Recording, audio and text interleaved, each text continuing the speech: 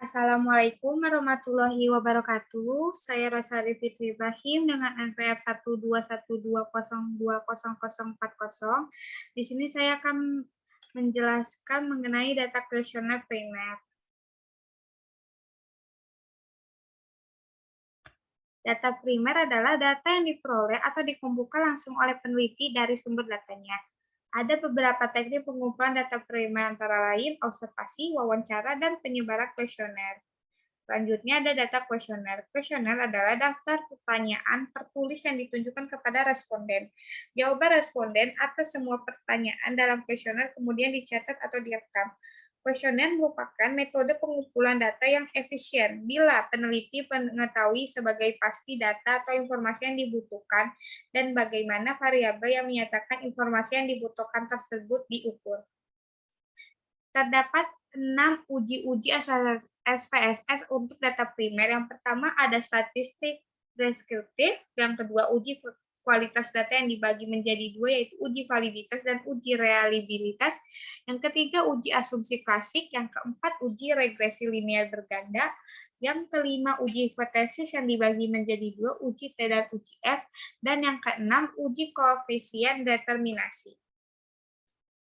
Dalam video ini saya akan menjelaskan hanya menjelaskan mengenai statistik deskriptif dan uji kualitas data. Yang pertama, statistik deskriptif. Statistika deskriptif yaitu membahas tentang cara-cara pengumpulan data untuk memperoleh informasi yang berguna dan mudah dipahami. Dengan kata lain, statistika deskriptif adalah penggambaran data yang dikumpulkan. Terdapat banyak cara untuk digunakan menggambarkan data. Pertama, bisa menggunakan tabel distribusi, grafik, diagram, atau dalam bentuk narasi. Selanjutnya, saya akan mempraktikkan untuk mendapatkan statistik deskriptif di SPSS. Pertama, buka datanya. Di sini saya sudah membuka datanya. Lalu, untuk masalah label atau volume-nya sudah saya tulis. Di B01 sampai B06 merupakan pertanyaan kemandirian belajar. Dari M01 sampai M05 merupakan motivasi berprestasi. Dan untuk W01 sampai W07 merupakan prestasi praktikum aplikasi software SPSS. Yaitu kita langsung saja pertama klik analyze. Lalu kita klik deskriptif statistik dan kita pilih frekuensi. Di frekuensi kita akan memilih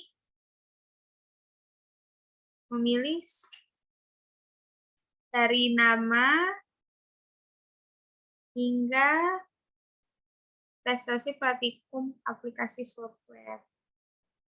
Sudah itu kita klik statistik. Di sini kita bisa memilih ininya, sampel tendensinya kita bisa mencentang semuanya kayak mean atau rata-rata, median nilai tengah, mood atau modus, atau sum. Lalu di dispersionnya kita bisa centang standar deviasi, varian, atau juga kita bisa centang range, minimum, maksimum, dan S.I.mean. Lalu klik continue. Di chart juga kita bisa menampilkan grafik, bisa dari bar chart, pie chart, atau histogram. Lalu klik continue. Lalu akan muncul datanya seperti ini. Kita di sini akan mendapatkan mean, median, mood, standar deviasi, varians, range, minimum, maksimum, dan sum. Ini frekuensi per tabelnya. Tabel frekuensinya ada yang dari nama, yaitu ada dari kemandirian belajar 1, yaitu pertanyaan pertama mengenai kemandirian belajar. Di sini frekuensi yang sangat tidak setujunya itu ada 4 orang, tidak setujunya 16 orang, netralnya itu ada 44 orang, setujunya ada 70 orang, dan sangat tidak setujunya ada 37 orang. Dan ditotalkan menjadi 171 orang. Begitupun tabel yang lain. Selanjutnya, kita akan menjelaskan mengenai uji kualitas data. Uji kualitas data adalah uji yang disyaratkan dalam penelitian dengan instrumen kuesioner. Tujuannya untuk mengetahui apakah instrumen yang digunakan valid dan reliable sebab kebenaran data yang diolah sangat menentukan kualitas hasil penelitian. Di uji kualitas data ini terbagi menjadi dua, yaitu pertama ada uji validitas yang merupakan alat uji digunakan untuk mengukur keakuratan data yang diteliti. Pengujiannya itu dilakukan dengan melihat nilai corrected item total correction-nya. Jika lebih dari 0,3 maka item pernyataan tersebut valid pada tabel item total correlation. Selanjutnya yang kedua, uji reliabilitas. Uji ini dilakukan untuk terhadap butir-butir pertanyaan dari angket untuk mengukur keandalan atau konsistensi dari instrumen penelitian.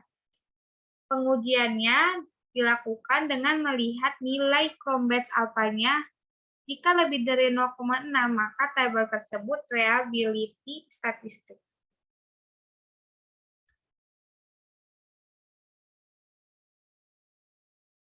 Selanjutnya kita ke SPSS lagi untuk uji analisis data ini. Pertama, kita klik Analyze, lalu kita klik Scale, lalu pilih Reliability Analysis. Di sini kita akan menguji kemandirian belajar dulu.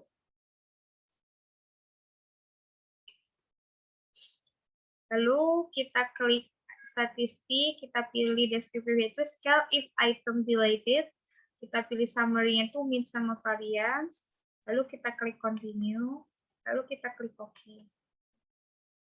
Selanjutnya untuk data selanjutnya kita pakai dari pernyataan motivasi berprestasi analyze, lalu klik scale, lalu reliability analysis.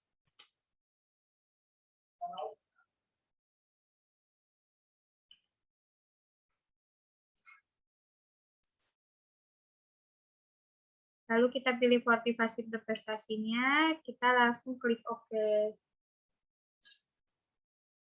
Selanjutnya ke analyze lagi, klik scale, reliability analysis.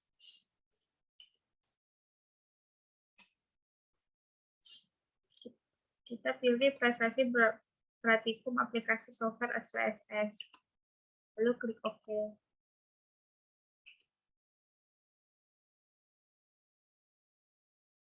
Lalu nanti akan muncul datanya seperti ini.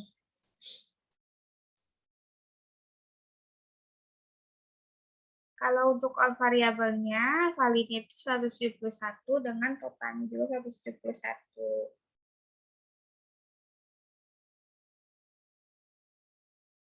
Di reliability statistiknya, kita bisa melihat Cronbach's alpha-nya itu 0,767 yang berarti lebih dari 0,6 dan berarti data tersebut valid. Selanjutnya, untuk summary item statistiknya, kita bisa lihat item means-nya itu minnya 3,757, minimumnya 3,462, maksimumnya 4,135, range-nya 0,673, maksimum minimumnya 1,194, variansi 0,067, end of items-nya 6. Selanjutnya kita lihat di item total statistik.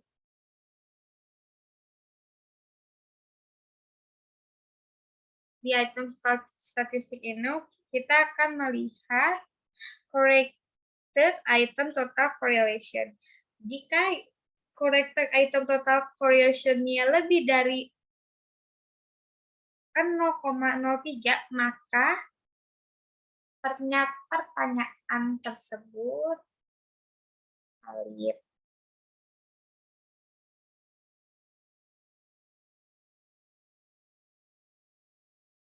Kita bisa lihat di kemandirian untuk soal kemandirian belajar 1 sampai kemandirian belajar 6 memiliki corrected item total correlation-nya lebih 0,03 yang berarti pertanyaan-pertanyaan tersebut valid. Selanjutnya kita ke reliability motivasi berprestasi. Di dalam ini nilai reliability Cambridge alpha-nya itu 0,818 yang berarti data tersebut memiliki reliabilitas karena lebih dari 0,6. Selanjutnya di summary itemsnya seperti yang di atas tadi, kita bisa lihat item means-nya dan item variance-nya. Selanjutnya di item total statistik di motivasi berprestasi, corrected item total correlation-nya semuanya lebih dari 0,03 sehingga pertanyaan-pertanyaan tersebut merupakan pertanyaan yang valid.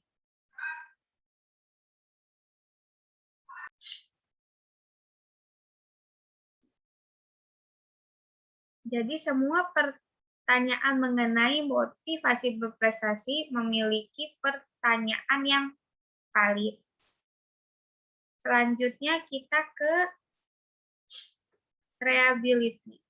Reliability untuk prestasi praktikum aplikasi software SPSS. Di dalam reliability statistiknya kita bisa melihat Cambridge alpha-nya memiliki nilai 0,778 yang di atas 0,6 yang berarti pertanyaan-pertanyaan tersebut memiliki reliabilitas. Selanjutnya di summary itemnya kita bisa melihat seperti yang di atas, kita bisa lihat nilai rata-rata, minimum, maksimum, range, maksimum, per minimum, variance, dan end of items.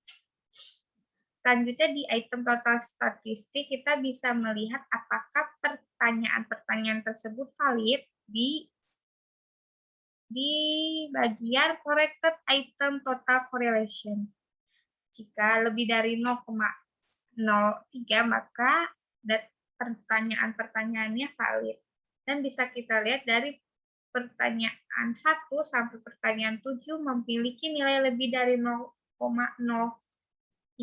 Sehingga pertanyaan-pertanyaan mengenai prestasi praktikum aplikasi software SPSS merupakan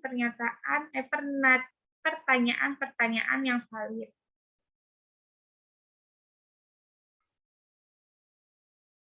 Sekian dari saya, mohon maaf bila ada kekurangan atau kesalahan kata. Wassalamualaikum warahmatullahi wabarakatuh.